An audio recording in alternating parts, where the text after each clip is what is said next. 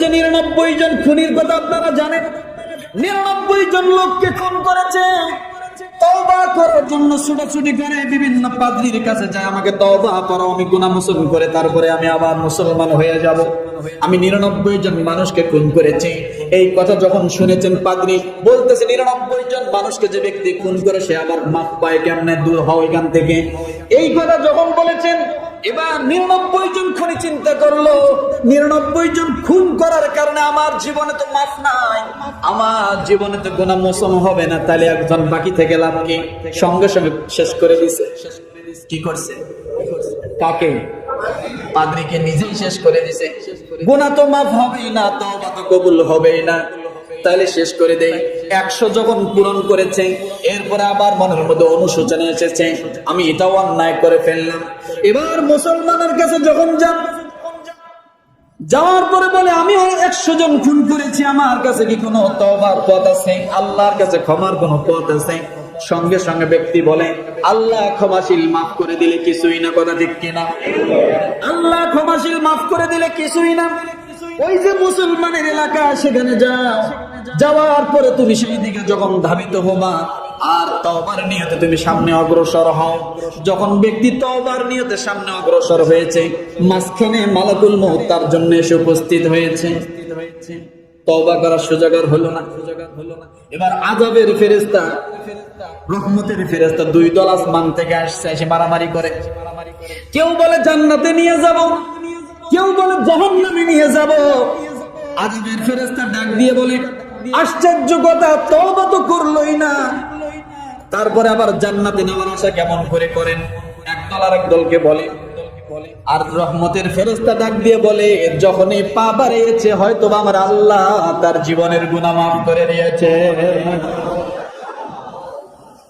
আযাবের ফেরেশতা রহমতের ফেরেশতা ছাড়ে না, দুই জনে টানাটানি, কেউ জাহান্নামের দিকে নেবে, কেউ জান্নাতের দিকে নেবে। এবার আল্লাহ তাআলা ফয়সালা করে দিবেন। জিবরিল আমিনকে আল্লাহ পাঠিয়ে দিলেন, জিবরাইল যাও ব্যক্তিটার জন্য তুমি ফয়সালা করে দাও, নাহলে দুই দল ফেরেশতাতে ঝগড়া বাজছে, এতে সমাধান আর হবে না। কি হবে না? সমাধান হবে না। জিবরিল আলাইহিস সালাতু ওয়াস সালামকে আল্লাহ মীমাংসা করার জন্য পাঠিয়ে দিলেন। ডাক দেওয়ার পরে বলেন, কিভাবে মীমাংসা করবা? ব্যক্তি যেখান থেকে ছুটেছিল তওবা করার জন্য, যে এলাকায় যাওয়ার জন্য, মাঝখানে তো মারা গেল, যেখান থেকে দৌড়ানো শুরু করে দিয়েছে, যেখানে মারা গেছে, এই দৌড়ানোর জায়গাটা দূরত্ব কম না বেশি, এইটা একটু দেখবা। আর যেখানে মারা গিয়েছে, এখান থেকে যে এলাকায় যাবে তওবা করার জন্য, এটা দূরত্ব কতটুকু, এটা দেখবা। যদি ওই ব্যক্তি যেখানে মারা গিয়েছে আর যে এলাকার মধ্যে যাবে, এই এলাকাটা যদি একটু নিকটবর্তী হয়, তাহলে সে জান্নাতে চলে যাবে। কোথায় চলে যাবে? আর যদি যে এলাকার থেকে রওনা দিয়েছে, যেখানে মারা গেছে, এই জায়গাটা যদি বেশি দূরত্ব হয়, তাহলে সে জাহান্নামে যাবে। কথা ঠিক কিনা? কারণ জান্নাতে তওবা করার স্থানটা এখন অনেক দূর।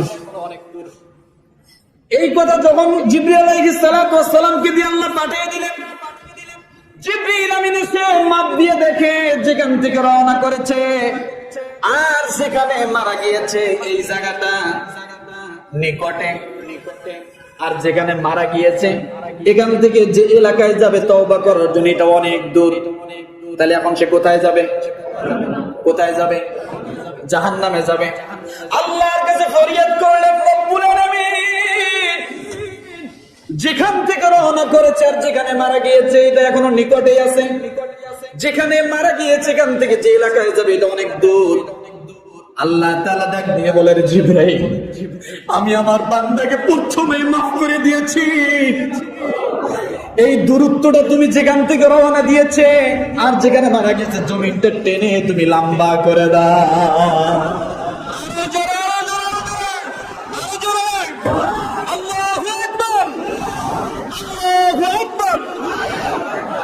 যেখানে মারা গিয়েছে আর যে এলাকায় তওবা করার জন্য যাবে, ওই জমিনটা তুমি টেনে খাটো করে দাও। জিবরিল আমিন অবাক হয়ে গেলেন, আল্লাহ এটা তোমার কেমন ফয়সালা?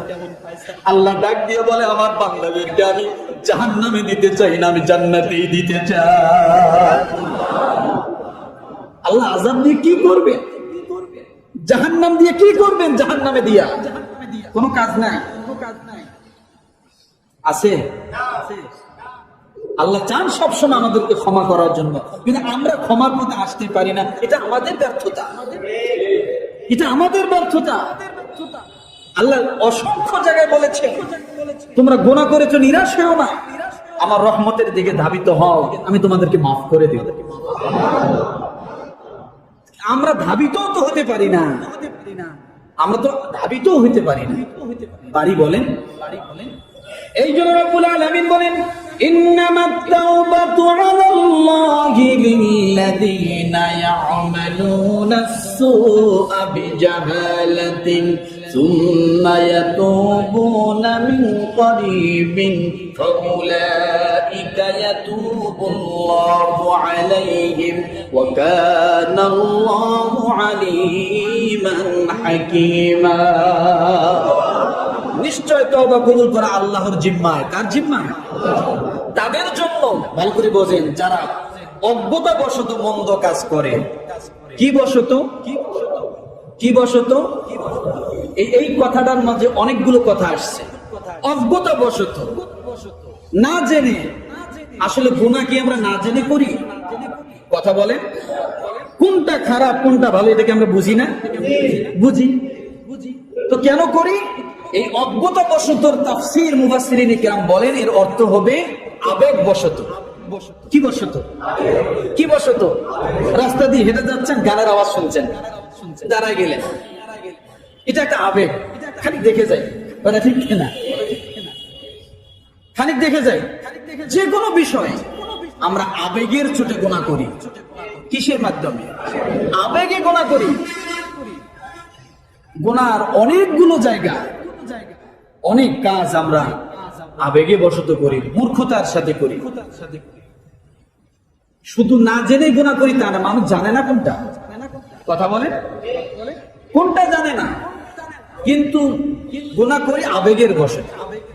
এই জন্য আল্লাহ নিজে বলেন, সুম্মা ইয়াতুবুনা মিন করিবিন।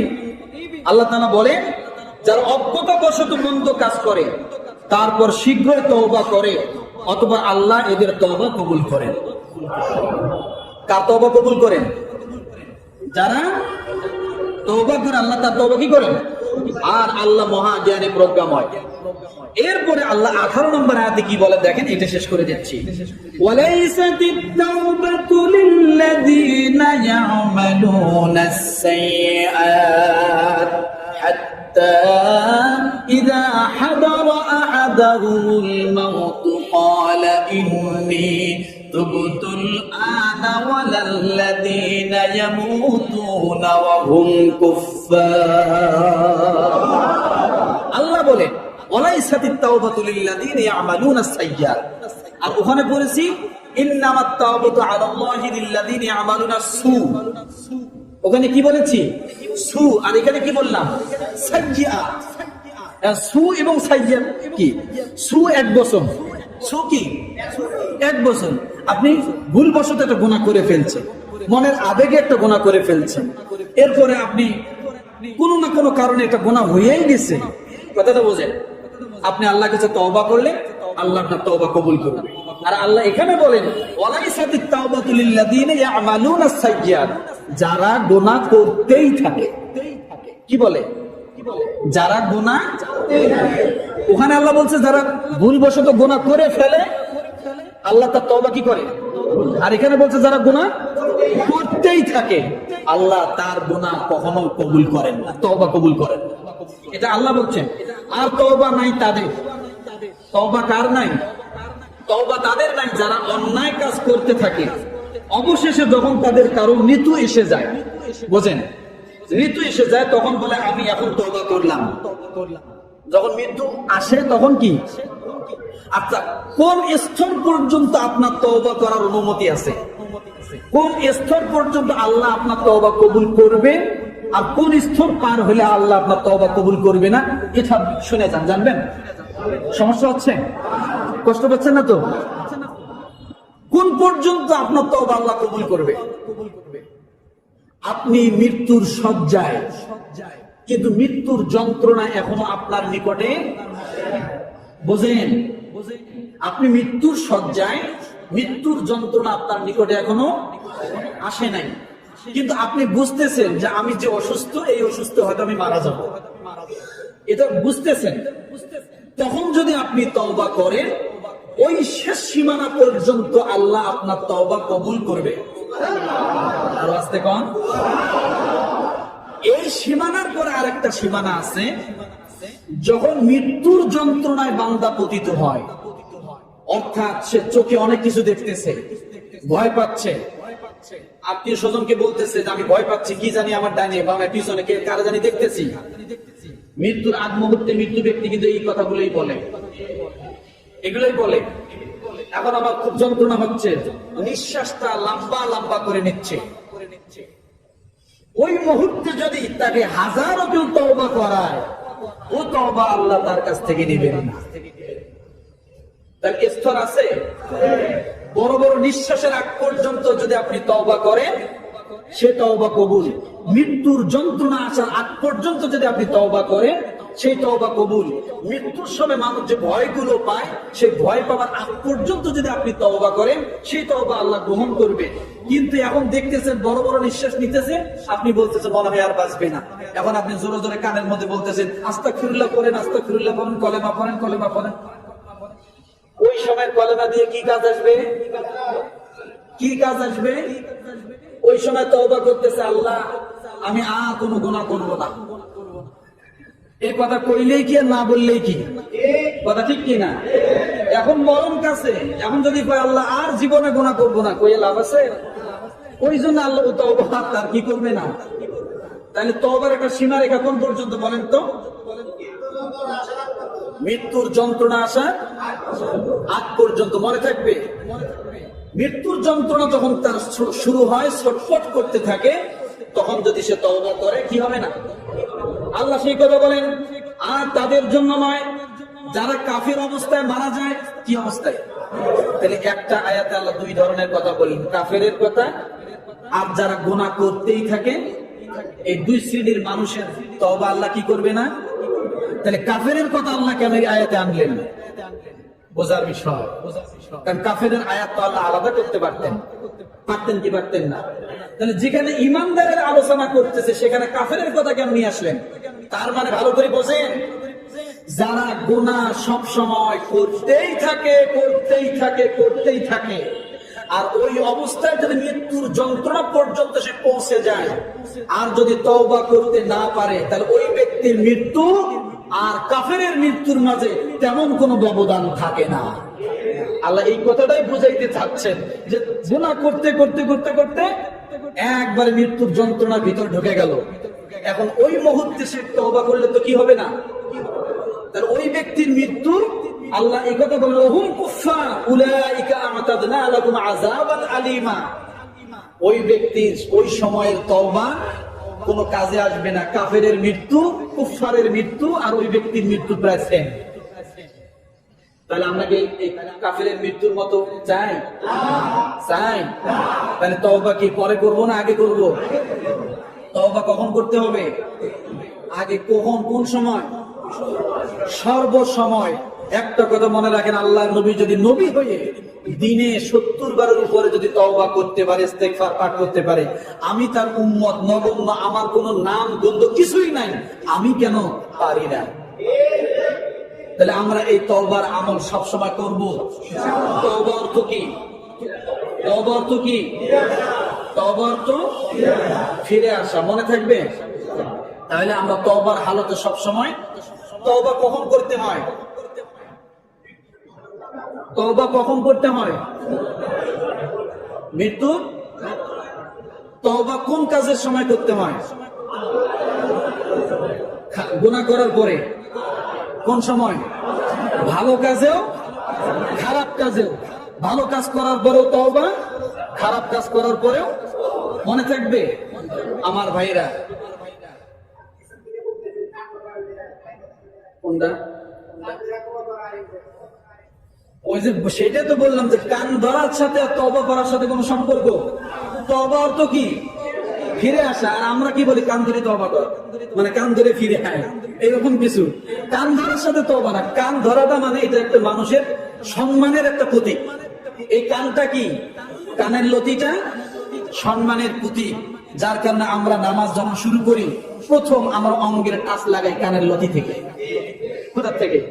কানের লতির থেকে। এটা সম্মানের একটা প্রতীক। আমার ভাই না, তাহলে আমরা তওবার হালতে থাকবো। আজকে তওবা সম্পর্কে ভালো করে বুঝলাম তো। তাহলে তওবার হালতে আমরা সবসময় থাকবো, আর এই নিয়তে থাকবো না যে মরার আগে আগে তওবা করবো। সর্বসময় তওবার হালতে, কথা ঠিক কিনা? আসুন আমরা প্রত্যেকে জান্নাতে যেতে চাই। একটা আমল শুনে যাই, প্রত্যেকে জান্নাতে যেতে চাই কিনা? খুব সহজে যদি জান্নাতে যাওয়া যায় তাহলে কি ভালো হয় না? যুদ্ধ করা লাগলো না, জিহাদ করা লাগলো না। কিছু মানুষ তো এমন আমলেই যায় যে যুদ্ধ জিহাদ কিছু যেন করা না লাগে, গায়ে যেন রক্ত না লাগে, আমি যেন এমনি আস্তে করে ফাঁক দিয়ে জান্নাতে যেতে চাই, এমন কিছু মানুষ আছে। আছে কিনা? এত সহজ না, এত সহজ না। সালাদ খাইলে যদি পেট ভরতো তাহলে ভাত খাওয়া লাগতো না। সালাদ কখন খাইবেন? সালাদ কখন খাইবেন? আরসি 7 আপ কোকা-কোলা খাইয়া যদি পেট ভরতো তাহলে ভাত খাওয়া লাগতো না। আগে ভাত, তারপরে কি? আগে বড় বড় আমল, তারপরে কি?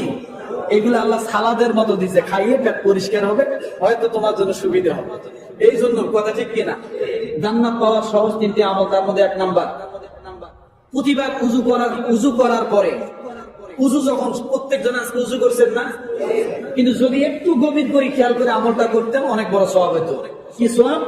উযু করার পরে আপনি যদি কালেমায়ে শাহাদাত পাঠ করেন। কি পাঠ করেন?